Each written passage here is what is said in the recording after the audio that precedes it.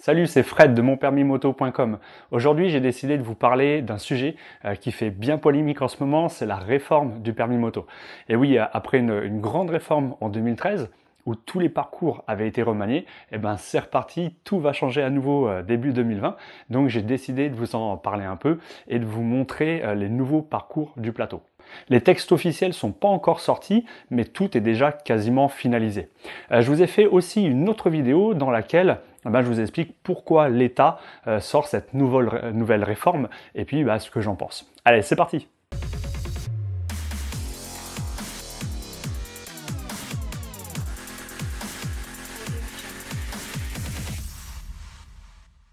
On va parler des 3 examens que vous devez passer, le code, le plateau et la circulation.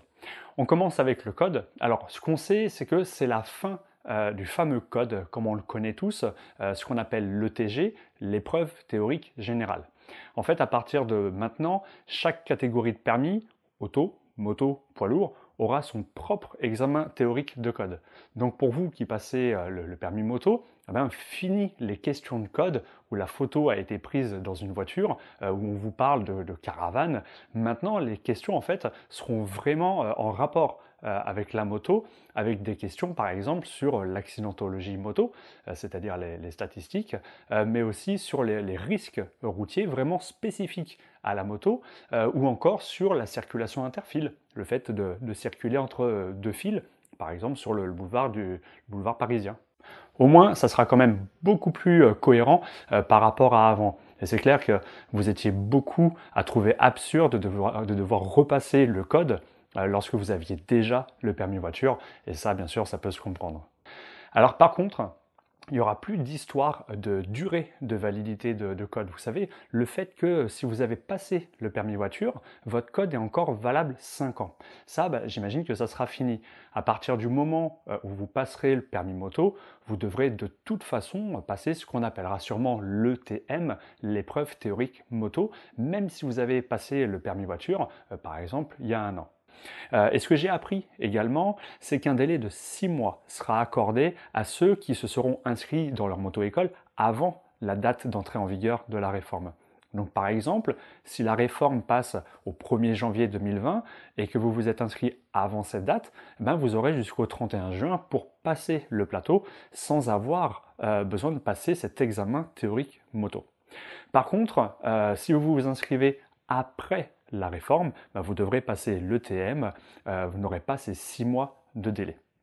Avant de finir avec ce point, quand je parle de date d'inscription dans votre moto-école, c'est un peu faux. En fait, c'est la date d'enregistrement de votre demande de permis moto qu'on fait sur le site ANTS du gouvernement. Donc n'allez pas voir votre moto-école le 31 décembre pour vous inscrire en vous disant que c'est bon si la réforme passe le 1er janvier. Il sera probable que votre moto-école ne puisse pas faire les démarches à temps, et notamment s'il manque des documents. Et enfin, concernant cet examen, il est clair qu'il se passera comme aujourd'hui, c'est-à-dire via des centres privés agréés par l'État, comme La Poste, SGS, Codango et d'autres qui viendront sûrement par la suite. Ça fait déjà quelques années en fait que l'examen de code a été privatisé. Voilà ce que je sais pour le code. Maintenant, parlons un peu du plateau, avec beaucoup de changements, il faut quand même l'avouer. Alors, le plus gros changement, c'est le déroulement des différents parcours. Avant, vous aviez 5 exercices, la poussette de la moto sans le moteur avec les vérifications techniques, le parcours à allure lente, le freinage à allure normale, l'évitement à allure normale, et puis pour finir, l'interrogation orale, qu'on appelle aussi les fiches. Concernant les parcours sur la moto, tous les candidats faisaient le parcours lent, chacun leur tour, puis on installait le parcours à allure normale et les candidats faisaient chacun leur tour les parcours. Maintenant, c'est plus simple, alors ou pas, chaque candidat enchaîne tous les exercices d'une seule traite sans s'arrêter. Alors c'est pas facile à comprendre, donc je vous détaille ça un petit peu. Alors avant, on faisait le parcours lent que vous pouvez voir ici, avec donc la partie seule, puis avec le passager, mais tous les candidats l'un après l'autre. Ensuite, on faisait le parcours du freinage à allure normale, pareil, chaque candidat l'un après l'autre, et enfin on finissait par l'évitement à allure normale, encore chaque candidat l'un après l'autre. En fait, avec la nouvelle réforme, eh ben, on va mixer tous les parcours pour au final n'en faire plus qu'un seul qui regroupe tous les exercices. Voilà le parcours. On commence le parcours lent seul, alors qui a été un petit peu modifié. Il est plus court en fait. On a toujours ce fameux demi-tour arrêté à faire, puis on refait demi-tour pour aller au bout de la piste pour revenir et réaliser l'exercice de freinage d'urgence. On prend le passager pour faire une partie du parcours lent avec passager, puis on enchaîne le slalom à allure normale qui se termine par l'évitement. Et pour mieux comprendre, on monte sur la moto et je vous montre tout ça en direct. Vous commencez par le parcours lent dans lequel vous êtes chronométré en lenteur. Vous devez faire un minimum de 14 secondes pour avoir un A.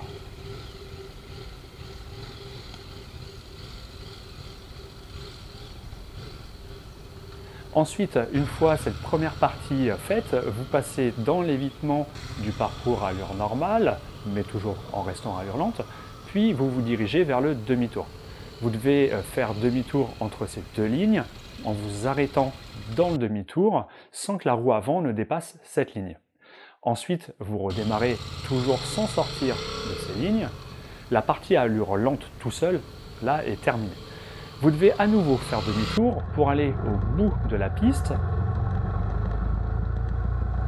et faire demi-tour maintenant entre ces deux lignes. On s'élance alors à un minimum de 50 km/h pour réaliser l'exercice de freinage d'urgence. Une fois arrêté, on va maintenant terminer le parcours à allure lente, mais avec le passager. Le parcours n'est pas très compliqué.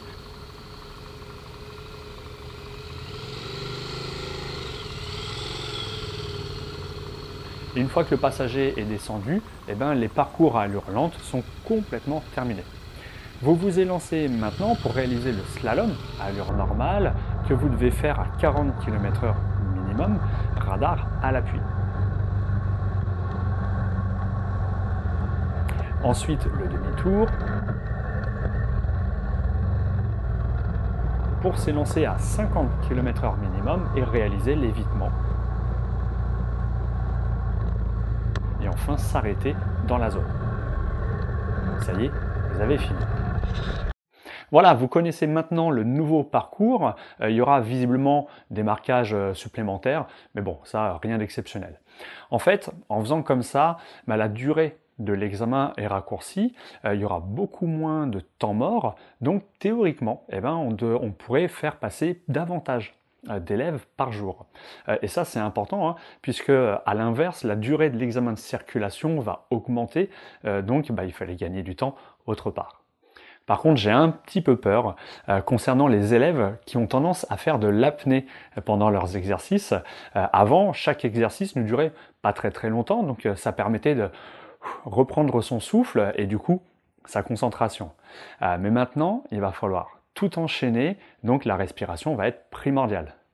Parmi les changements, il y a aussi le nombre de pieds au sol autorisé. Jusque maintenant, il était autorisé de poser un seul pied, notamment sur le parcours lent.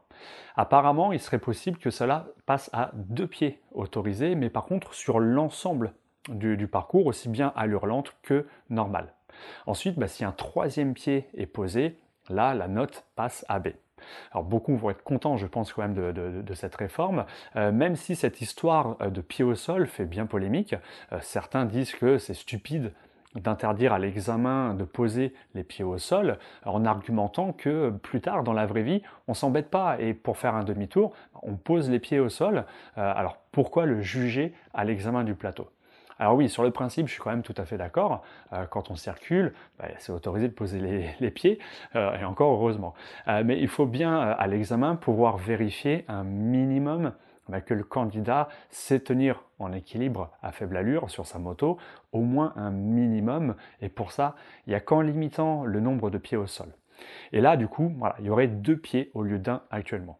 Pour rester sur le parcours lent, il faut savoir que ce parcours est chronométré, mais en lenteur. Vous devez montrer que vous êtes capable de rouler assez lentement et de gérer un minimum l'équilibre. Pour ça, aujourd'hui, il faut faire un chronomètre minimum de 19 secondes. En dessous, c'est pas bon. Et comme le parcours lent va être modifié, le chrono aussi, il serait apparemment d'un minimum de 14 secondes pour avoir un A, de 12 à 14 secondes pour avoir un B, et un C malheureusement en dessous de 12 secondes. Concernant le freinage d'urgence, il est demandé aujourd'hui, comme dans la nouvelle réforme, de déclencher un freinage à un endroit précis et de s'arrêter aussi avant une ligne bien déterminée. L'inspecteur pourra maintenant évaluer la qualité de freinage, par exemple si la roue arrière se décolle du sol pendant le freinage, et ce qui est un signe en fait que le frein arrière n'est pas utilisé pendant ce freinage. Et ça c'est tant mieux parce que beaucoup de formateurs n'expliquent pas comment bien réaliser un freinage, et pour faire plus simple, ne demandent à leurs élèves de ne même pas freiner avec le frein arrière, d'utiliser que le frein avant. Donc voilà, ça c'est au moins un bon point qui est revu à la hausse. L'évitement aussi pourra être modifié, mais j'ai pas réussi à valider mes infos. En fait, aujourd'hui, il faut impérativement faire cet exercice à 50 km/h minimum, et l'inspecteur le vérifie avec un radar. En dessous de cette vitesse, l'essai n'est pas validé, c'est-à-dire qu'on a un C. Et j'ai eu écho qu'une vitesse entre 45 et 50 km/h donnerait un B et non plus un C. Alors attention toutefois, une autre erreur entraînant un B pendant le reste du parcours ferait que vous auriez 2 B, et donc ce qui vous donne un C. Pour finir sur le plateau, il nous reste deux choses à voir. La poussette de la moto avec les vérifs et les fiches. Au plateau, il y a un exercice qui consiste à savoir déplacer sa moto, ce qu'on appelle la poussette, puis de réaliser des vérifications techniques qui permettent de vérifier que vous connaissez un minimum les éléments de la moto, notamment ceux de sécurité comme les pneus, les suspensions, les freins. Cet exercice sera supprimé de l'épreuve du plateau et intégré en fait à la place dans l'épreuve de circulation. Et ça, je vous en parle un petit peu plus loin dans la vidéo. Et enfin, dernier point qui va en ravir beaucoup, la disparition des fiches que vous devez faire au plateau après avoir fait tous vos exercices du plateau. En fait, c'est logique, si on crée une épreuve théorique, comme je vous en ai parlé au début de la vidéo, alors le contenu de ces fiches était quand même une vraie mine d'or pour bien comprendre l'univers de la moto et en comprendre vraiment tous les risques. Alors j'espère vraiment que leur intégration dans l'examen théorique sera vraiment bien faite. On a fini avec les changements qui concernent le plateau. Encore une fois, j'insiste sur le fait que même si vous étiez inscrit avant la date d'entrée en vigueur de la réforme, à partir du moment où la réforme sera mise en place, vous devrez passer le nouveau plateau, pas l'ancien. Mais il n'y a pas de raison de vous inquiéter, vu que les parcours n'ont pas vraiment changé, ils ont juste finalement été mixés ensemble. Donc si vous connaissez les parcours actuels, pas de souci pour apprendre les nouveaux, ok? Donc pas de stress avec ça. Et maintenant, on voit ce qui vous attend concernant l'épreuve de circulation. Alors la durée va augmenter, sûrement aux alentours des 50 minutes, contre 30 aujourd'hui. Ça permettra à l'inspecteur de pouvoir mieux évaluer le candidat en ayant en fait la possibilité de le mettre dans des situations beaucoup plus variées qu'en faisant simplement 30 minutes. Et c'est vrai qu'en fonction des centres d'examen, c'est pas facile parfois en fait de trouver autour du centre d'examen suffisamment de choses différentes pour pouvoir évaluer le candidat sur une conduite globale. Là, en augmentant la durée, ça permettra à l'inspecteur d'aller plus loin et de pouvoir faire une évaluation plus complète en termes de situations rencontrées. Et en plus, on va devoir y intégrer la poussette et les vérifs techniques, donc d'où l'augmentation de la durée. Parlons-en justement de la poussette et des vérifs. L'inspecteur profitera tout simplement d'un arrêt pour vous demander de pousser la moto à pied sur 2-3 mètres et en avant, et puis ensuite de refaire la même chose en arrière. Voilà, c'est tout ce qu'il y aura concernant la poussette. Et concernant les vérifs techniques que vous ferez sûrement au même moment, l'inspecteur vous posera une question technique sur la moto, une question sur la sécurité routière et une dernière question sur les premiers secours. La poussette sera notée sur 1 point et chaque question également sur 1 point. Un autre critère d'évaluation qui va être ajouté, c'est la maîtrise des trajectoires de virage, et ça c'est une excellente chose. En fait, 99% des motards ne prennent absolument pas les bonnes trajectoires sur route, elles ont même tendance à être dangereuses. Tous les motards en fait ont tendance à prendre leur virage comme si ils roulaient sur circuit, alors que les trajectoires sur circuit et sur route n'ont absolument rien à voir. Et pour vous permettre de bien comprendre, eh ben, on va comparer les deux. On commence avec une trajectoire sur piste. Alors, l'objectif sur circuit, hein, c'est de prendre le virage le plus vite possible, donc d'avoir besoin de ralentir le moins possible et de pouvoir réaccélérer le plus tôt et le plus fort possible. Pour ça, on se place à l'extérieur du virage quand on arrive dessus, puis on plonge à la corde, c'est-à-dire à l'intérieur du virage, puis on sort du virage à l'extérieur. Ça permet d'avoir un angle de virage le plus ouvert possible. Sur la route, à l'approche d'un virage, il est important de voir le plus loin possible pour détecter un danger. Alors, un piéton qui traverse, une voiture qui démarre de droite. Donc ici, par exemple, si je plonge à l'intérieur du virage, je me masque moi-même la visibilité. Par contre, en restant bien à l'extérieur, ça permet d'augmenter la visibilité au loin et donc de pouvoir réagir plus tôt en freinant ou en ralentissant ou en redressant la moto. Le souci, c'est qu'une infime poignée de formateurs l'enseignent à leurs élèves et beaucoup ne connaissent même pas ces trajectoires. Donc beaucoup de formateurs vont devoir eux-mêmes se former. Enfin bon, voilà, c'est quand même une bonne chose que ce critère soit enfin ajouté dans l'examen de circulation. Et dernière chose sur la circulation, c'est le nombre de points à obtenir pour que le résultat soit favorable. Pour vous évaluer, l'inspecteur utilise un document, le CEPC, le certificat d'examen du permis de conduire. Il y a dessus en fait tous les critères que l'inspecteur doit évaluer sur vous. À l'heure actuelle, le maximum de points à obtenir est de 27 et le minimum qu'il faut est de 17, ce qui fait un écart de 10 points. Avec l'intégration de la poussette et des vérifs techniques, le nombre maximum de points est remonté à 31. Et le minimum à obtenir sera sûrement de 23 ou 24, ce qui fera finalement un écart de 7 ou 8 points.